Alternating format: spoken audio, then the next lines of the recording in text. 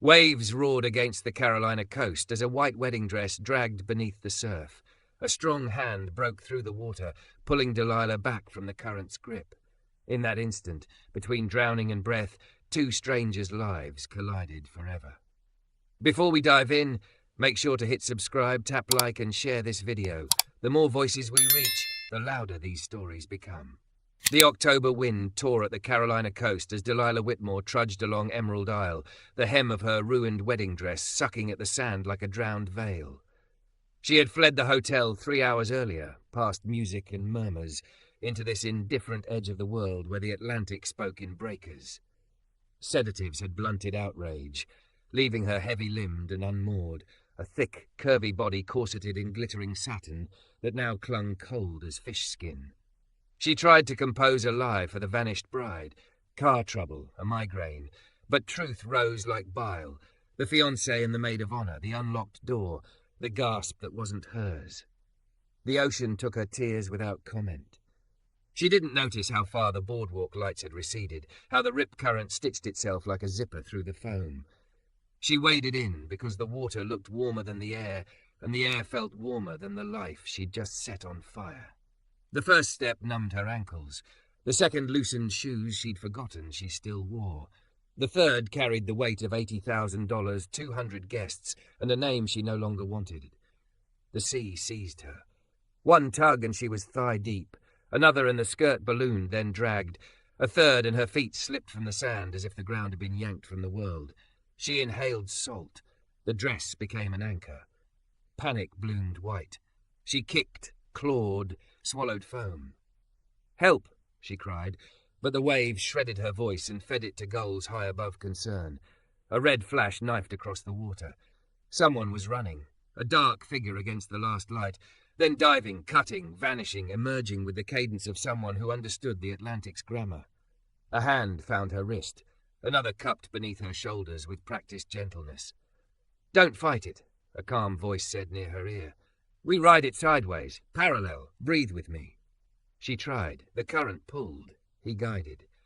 They slid along the invisible river until the water loosened its grip and the chop mellowed into survivable chaos. He was rhythm and certainty. She kicked when he asked, rested when he told her to rest, moved with the water because opposing it had already started to kill her. Knees found sand. Her palms struck grit. She crawled, coughed, retched brine, and collapsed on the slope where the tide's fingers finally failed to claim her.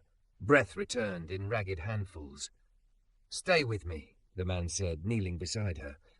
He shook open an emergency blanket and wrapped it around her soaked shoulders. His face came into focus.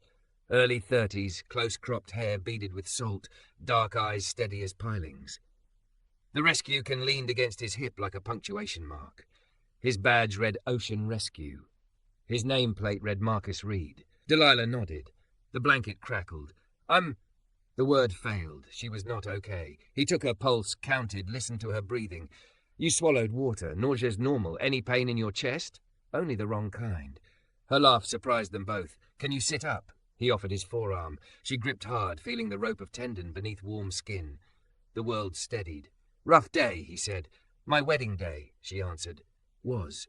He glanced at the dress plastered to her shoulder like seaweed. He didn't ask for details. He radioed concise updates, single victim, responsive, no visible trauma, and his voice slid into the night. The wind cut. The blanket helped.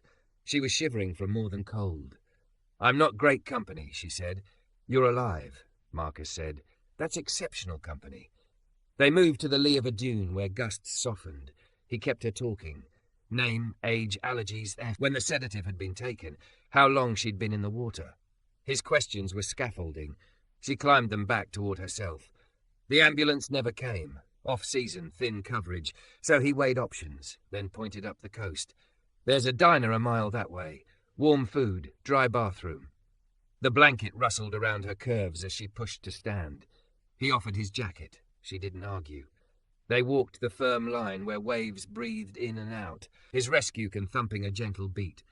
Silence settled between them, broken by foam and the distant clack of a channel marker. "Delilah Whitmore," she said, "because a name given is a kind of trust." "Marcus," he returned. "Read when people need it short." At the access stairs he paused, scanning her face. "Ready for pavement?" I'm not sure I'm ready for anything that doesn't move, she said, and found a smile she didn't expect. The beach patrol truck smelled of sunscreen and salt. He cranked the heat, set the vents low so warmth pooled without blasting, handed her a sealed bottle of water. You saved me, she said. I met you in a bad current, he said. You saved yourself when you listened. They turned toward a squat building with a neon coffee cup in the window. The sign said Sonny's. Inside, chrome reflected a jukebox glow, and a woman with grey braids took one look at Delilah's dress and vanished. She reappeared with a folded bundle and a fierceness that brooked no argument. Sweetheart, she said, go change. Pride dries slower than satin. In the bathroom's buzzing light, Delilah peeled the dress away from skin, but still remembered hands that had no right to it. The sweatshirt was soft, the sweatpants forgiving. She met her gaze in the mirror and watched the edges of a stranger soften into someone survivable. When she returned, a bowl of soup steamed beside a mug. Marcus sat at the corner booth, not too close, not too far. The woman, Sunny, according to the pin, topped off the mug and tapped the table once, a blessing and a command. Eat, Sunny said, then breathe. Delilah ate. She breathed. The Atlantic kept speaking, but for the first time all day she could hear herself answer. The diner's neon coffee cup flickered against the glass, washing the booth in a restless red glow. Delilah cupped the mug between her hands, grateful for the heat bleeding into her chilled fingers. The sweatshirt and sweatpants Sunny had pressed on her smelled faintly of lavender detergent, their softness almost absurd after the coarse drag of seawater. Marcus sat across from her, posture easy but alert, as if still on duty even in this booth that smelled of bacon grease and frying oil. Soup any good? He asked. She swallowed a spoonful, the salt and warmth grounding her. It's the best thing I've tasted in my life, but that might just be because I almost drowned in my wedding dress. He gave her a half smile. That'll do it. Survival makes everything taste better. Delilah leaned back, pressing her spine against the vinyl cushion. You sound like someone who's had practice at this, pulling people back from bad decisions. Rip currents don't care about decisions, Marcus said. They just pull. I'm there to give people another chance. He wrapped his long fingers around his own mug, his knuckles scarred from years of rough surf. What were you running from? The question wasn't invasive. It was clinical, like he'd asked it 100 times before. Maybe he had. Her throat tightened, but the soup loosened her tongue. I walked in on my fiancé and my maid of honor, together, on my wedding day. 2 years of planning, thousands of dollars, family flying in from across the country, and I opened the wrong door at the wrong time. Marcus's jaw flexed. He didn't rush to fill the silence, just gave her the kind of attention most people reserved for emergencies. She realized that for him, heartbreak counted.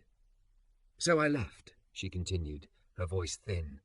I didn't tell anyone. I just walked. Then I walked into the ocean.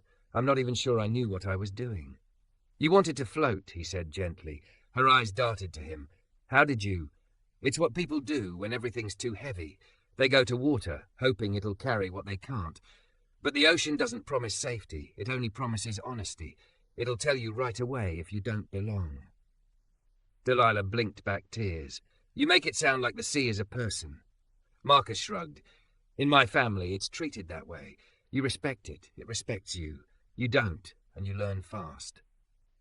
Sunny slid another bowl of soup onto the table, then leaned close enough for Delilah to smell her perfume. Gardenia and old wood. You don't owe me details, sugar, but I know the look of a woman whose heart got ripped out. Eat, then figure the rest. You'll think clearer on a full stomach. Delilah whispered thanks.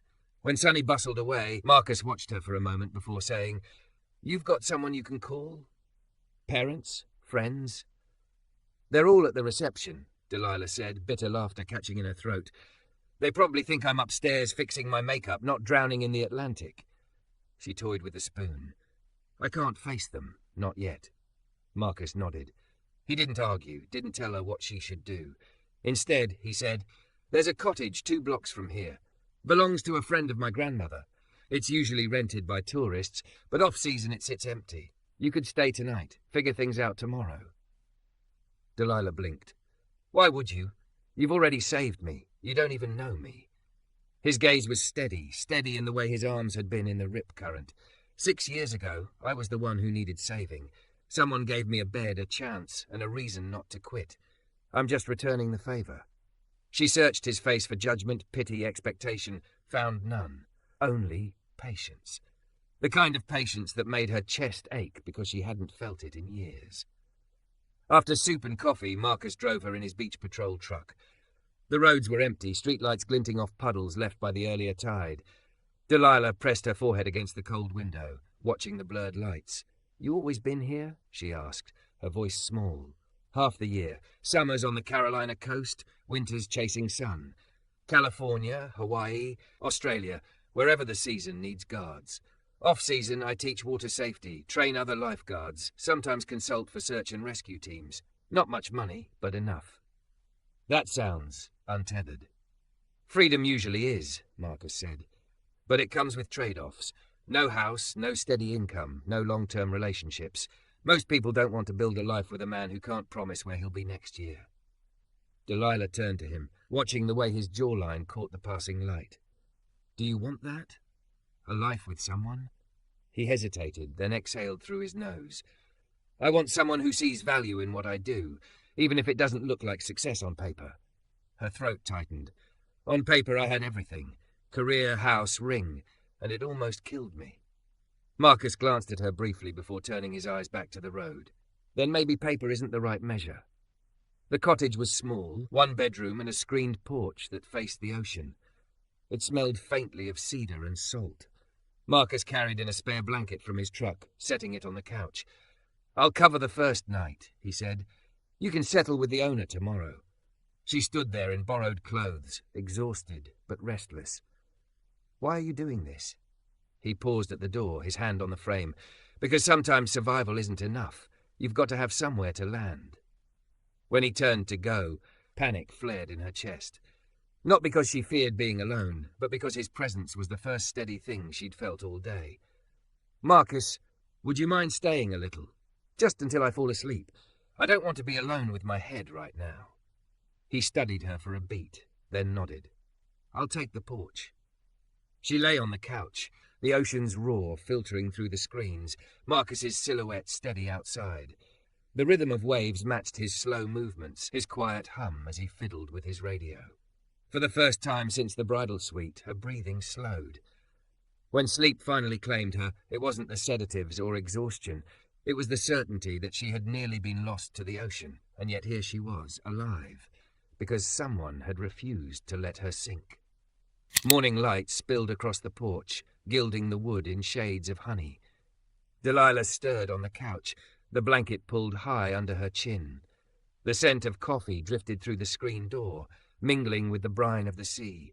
She sat up slowly, her body aching from the saltwater ordeal, and saw Marcus speaking with an elderly woman on the porch.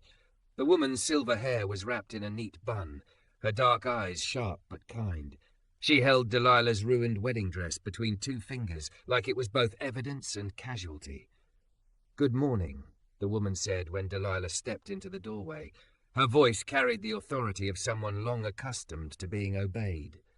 "I'm Naomi Rivers. Marcus tells me you had a rough night." Delilah flushed, tugging the sweatshirt lower over her hips.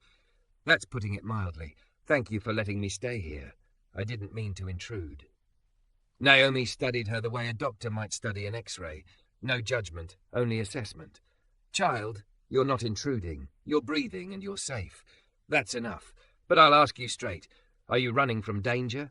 Do we need to call the police?" The directness startled Delilah, but it also steadied her. No police, no danger, not in that sense. Just a wedding that ended before it started, and me making some very stupid decisions afterward. Naomi's gaze softened. Heartbreak and shock can make even the cleverest woman foolish. The important part is you're still here. She gestured to the table where coffee steamed in chipped mugs. "Sit. Eat. The ocean doesn't take kindly to those who don't respect it, but it also doesn't begrudge a second chance." Delilah sat, wrapping her hands around the warm mug Marcus set in front of her. He had changed into fresh Lifeguard gear, the red shirt clinging to his lean frame, the rescue emblem sharp against his chest. He moved with an ease that made her feel both safe and unsettled. "You look better," he said. Better than a drowned bride isn't saying much, she replied, and to her own surprise, they both laughed.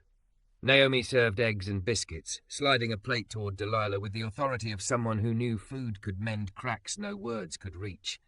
As she ate, Naomi asked questions, not idle curiosity, but purposeful ones. Where was Delilah from? What did she do for work? Did she have family? I'm a pediatric surgeon, Delilah admitted finally, the words catching in her throat. I fix children's hearts and brains when everyone else has given up hope. At least that's what I thought I did. Somewhere along the line, it stopped being about the kids and started being about career ladders and status. Yesterday, I thought I had it all. Today, I don't even know who I am. Naomi listened, nodding with the patience of a woman who had raised children and buried friends.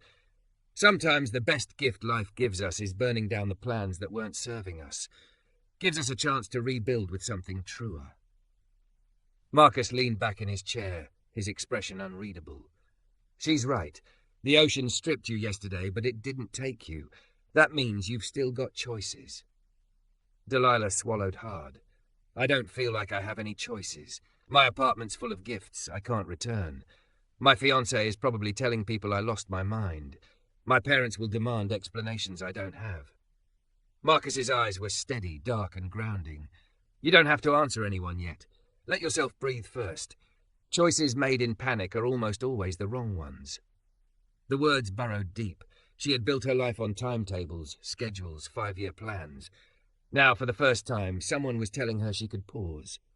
That maybe she should. When Marcus left for his patrol shift, Naomi walked Delilah down to the beach. The tide had smoothed the sand, erasing footprints as if the night before had never happened. Naomi's pace was slow, her cane digging gently into the sand. Marcus tells me you're smart, she said. But smarts won't save you from grief. Only letting yourself feel it will. Delilah stopped, staring at the endless horizon.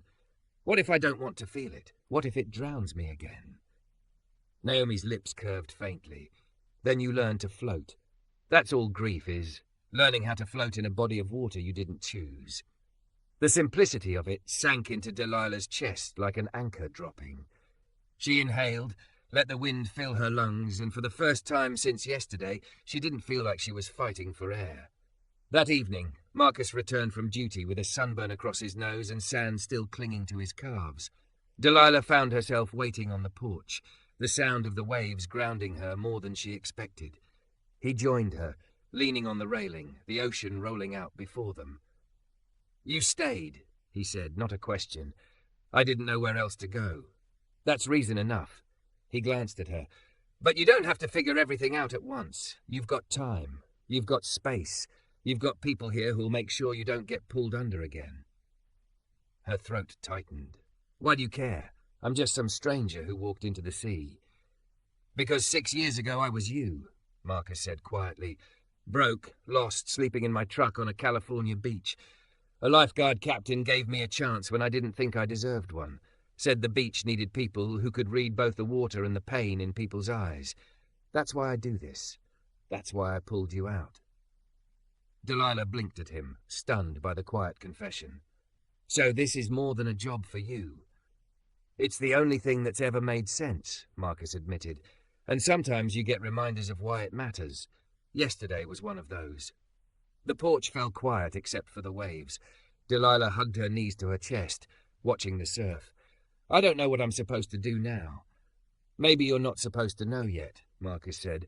Maybe you're just supposed to float for a while. The words echoed Naomi's advice, weaving through her chest like a rope tossed to someone still adrift. Delilah looked at Marcus, his profile carved against the fading light, and for the first time in longer than she could remember, she didn't feel entirely alone. The ocean breathed. The night settled. And in the fragile space between disaster and whatever came next, Delilah let herself believe there might still be a future worth reaching for. The cottage grew familiar in the span of a week, its creaking porch boards and salt-stained shutters a strange sort of anchor. Delilah woke each morning to the hiss of waves, drank coffee with Naomi on the porch, and counted the rhythm of Marcus's patrols as though they were heartbeats. Each day, her panic softened into something steadier, though her mind still ricocheted between grief and guilt, freedom, and fear. On the 7th morning, she found herself walking the shoreline beside Marcus as he carried his rescue can, eyes scanning the horizon even when his voice was easy. Children ran squealing in the shallows, their parents clustered in folding chairs. Marcus stopped often, nodding to locals who greeted him like an old friend. "You belong here," Delilah murmured, watching how effortlessly he moved among them. He shrugged. "Belonging's seasonal. Summer, I'm here. Winter, I'm somewhere else. Belonging shifts like tides." She looked out over the water. "I've never belonged anywhere. I built a life on paper, degrees, house, career, but it never felt like home." Marcus glanced at her, his expression unreadable. "Maybe that's why the ocean pulled you. It has a way of stripping false walls." They walked in silence until they reached a group of children gathered for a youth safety program. Marcus set his can down and clapped his hands.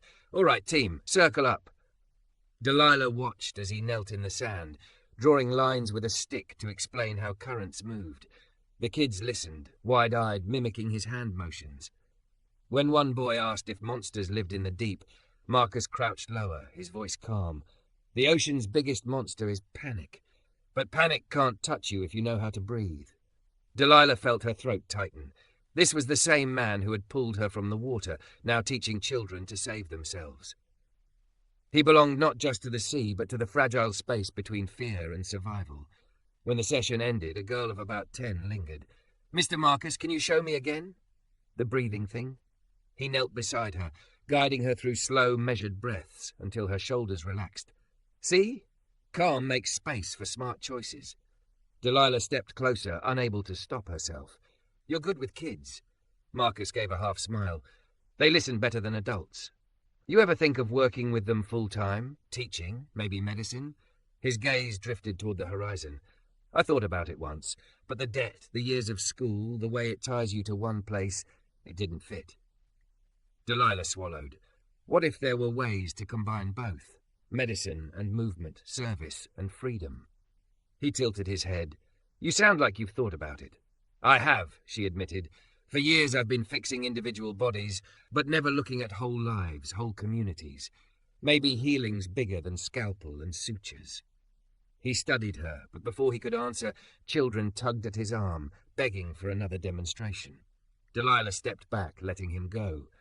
That evening, Naomi served dinner at the cottage. The three of them ate by candlelight, the ocean a dark hush beyond the dunes.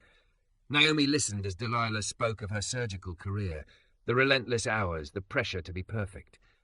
"You gave children their lives back," Naomi said. "But who gave you yours?" Delilah blinked, stunned.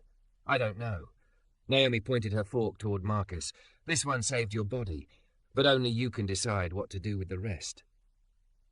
The weight of the words pressed against Delilah's chest. After dinner, she and Marcus walked the beach in silence, the moon casting silver across the waves. Finally, she stopped. "I need to tell you something," she said, her voice trembling. "I don't know if I'm falling for you, or if I'm falling for this way of life you represent. The ocean, the community, the freedom. I need to understand the difference." Marcus studied her face, the firelight from a distant bonfire catching in his eyes. "I've watched you these past days," he said slowly. "With the kids, with Naomi, with yourself. You didn't just admire this life. You lived it. That tells me your interest isn't about me. It's about you discovering what you already wanted." Her throat tightened. "And what about us? What about this? Connection?" He stepped closer, his voice low. "Maybe admiration and attraction don't have to be separate. Maybe the best bonds happen when personal and professional values align." The wind whipped her hair against her cheeks. "I want to build something real, not just with work, with you." His chest rose and fell with the rhythm of the tide. "That won't be easy. You'd be giving up security, status, everything you thought you were supposed to want." Delilah lifted her chin. "Maybe security and status aren't worth drowning for." For a long moment, neither spoke. The waves whispered, the sand shifted beneath their feet, and the horizon stretched wide as promise. When Marcus finally reached for her hand, his grip was firm, steady, the same way it had been when he pulled her from the current. And in that simple touch, Delilah knew. She had found something stronger than survival. She had found the possibility of belonging. The offer letter lay open on the cottage table. its bold type spelling out everything Delilah had once dreamed of. Chief of Pediatric Neurosurgery, San Diego Children's Hospital. A title that would put her name in medical journals, a salary that could buy houses on both coasts, a reputation her parents would parade through cocktail parties like a crown jewel. She stared at the paper until the words blurred. The tide outside whispered through the open porch screens, the ocean reminding her of where she was, of the night Marcus had pulled her from the current, of Naomi's quiet counsel, of the children laughing as Marcus taught them to float. Two futures clashed inside her, one of prestige and one of purpose. Marcus stood by the window, arms folded, profile rigid. "This is everything you worked for," he said carefully. "Most surgeons would kill for it. Chief by 30. Research, recognition, stability. You can't just—" "I can," Delilah interrupted, her voice sharp. Then it softened, breaking. "I don't know if I want it anymore. That life almost drowned me before I even hit the water." Marcus turned, his expression caught between pride and fear. "Don't make this about me. If you stay because of what we've built these last weeks, you'll resent me when the shine wears off." Her chest ached, "And if I go, I'll resent myself, because for the first time I'm seeing medicine differently. I'm seeing myself differently." She pressed her palms against the table. "What if the greatest work I could do isn't in a surgical theatre, but here, where healing means more than cutting and stitching?" Naomi entered quietly, carrying a tray of cornbread. She set it down, her gaze moving between them. "When you strip away fear and pride, what does your heart say?" Delilah's throat burned. "My heart says prestige isn't worth drowning for." Naomi nodded once, then left them to silence. 2 weeks later, Delilah gathered courage enough to call her parents. She met them at Sonny's diner, the same place she had first thawed from the sea. Her mother's pearls gleamed under the neon lights, her father's jaw set in quiet disapproval.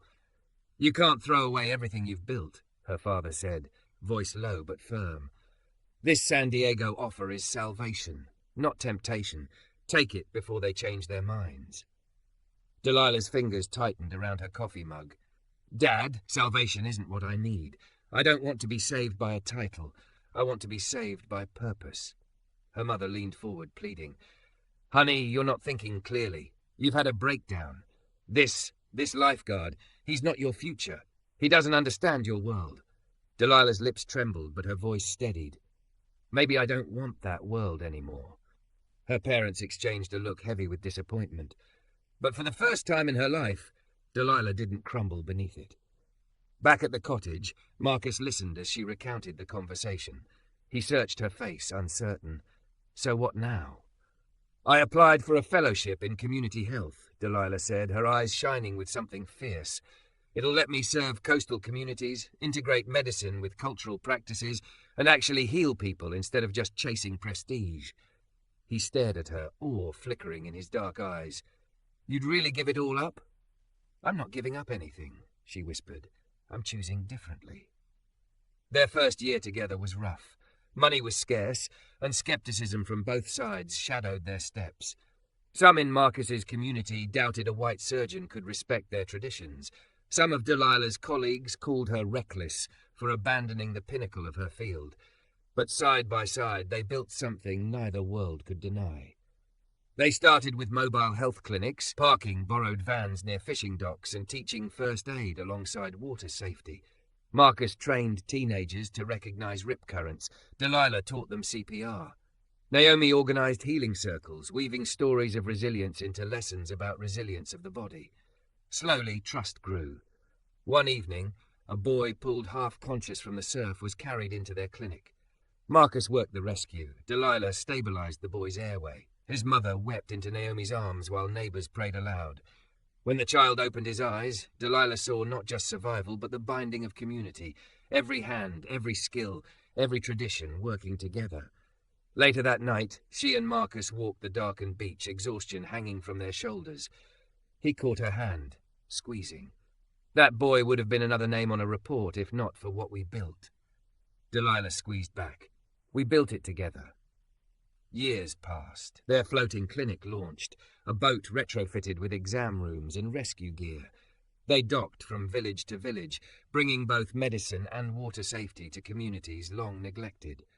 Delilah balanced scalpels with stethoscopes, Marcus balanced rescues with teaching, and Naomi's wisdom anchored them all. At their anniversary celebration, lanterns strung along the dock, Delilah stood before the crowd.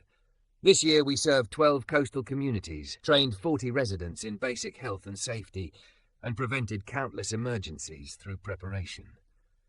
We've learned healing doesn't belong to hospitals alone.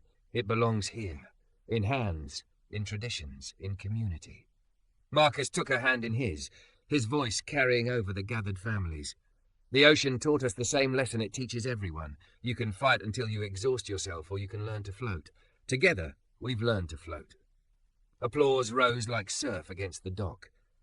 Delilah's heart swelled as she looked at the man beside her, the man who had pulled her from the rip current and into a life she hadn't known she was searching for. Later, as the boat clinic rocked gently under the golden wash of sunset, Delilah leaned against Marcus's shoulder. "You know what you taught me?" she whispered. "That letting go isn't surrender. It's balance. That the best healing happens when you stop fighting the current and learn to move with something bigger than yourself." He kissed her temple, his arm tightening around her. "And you taught me that expertise and community don't have to be separate. That love and service can anchor each other." The ocean stretched before them, endless and alive, carrying their reflections in rippling gold. Delilah closed her eyes, feeling the steady beat of Marcus's heart against her cheek. She had nearly drowned in grief. Instead, she had learned to float, on the Carolina coast in Marcus's arms, in the current of a love and purpose strong enough to carry them both.